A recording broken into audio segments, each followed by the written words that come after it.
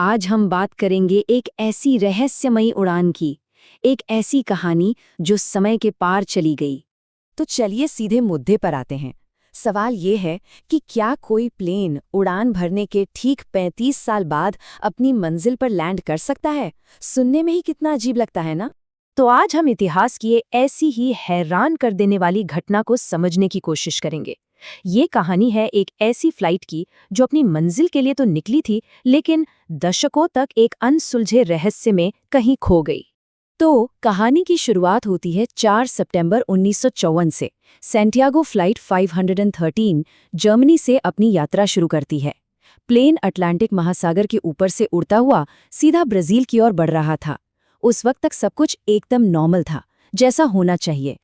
लेकिन फिर, जैसा कि ऐसी कहानियों में अक्सर होता है, उस सामान्य सी दिखने वाली उड़ान के दौरान कुछ ऐसा हुआ जिसकी किसी ने कल्पना भी नहीं की थी। यहीं से कहानी में रहस्य की एंट्री होती है। अटलांटिक महासागर के ऊपर कहीं बीच में ये विमान रडार से अचानक गायब हो गया। कोई इमरजेंसी सिग्नल नहीं, कोई मलबा नहीं मिला, कुछ भी नहीं। ऐसा लगा जैसे वो बस हवा में ही कहीं घुल गया हो। इसके बाद जाहिर है बहुत खोजबीन हुई, लेकिन प्लेन का कोई नामो निशान नहीं मिला। आखिरकार अधिकारियों ने मान लिया कि प्लेन कहीं क्रैश हो गया है और उसमें सवार सभी लोग अब नहीं रहे। अब कायदे से तो कहानी यहीं खत्म हो जानी चाहिए थी, लेकिन नहीं, असल कहानी तो अब शुरू होने वाली थी। तो अब हम आते हैं कहानी के सबसे अविश्वसनीय हिस्से पर।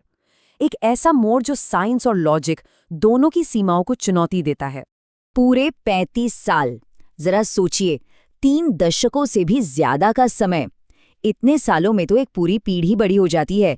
और फिर इतने सालों बाद 12 अक्टूबर 1989 ब्राजील के एक एयरपोर्ट पर अचानक एक अनजान प्लेन लैंड करता है। एयर ट्रैफिक कंट्रोल वाले एकदम हैरान थे, क्योंकि ये प्लेन उनकी किसी भी रिकॉर्ड में था ही नहीं, और तो और उसने लैंडिंग की परमिशन तक नहीं मांगी थी। और जब अधिकारियों ने इसकी जांच की तो एक ऐसा सच सामने आया जिसने सबके होश उड़ा दिए।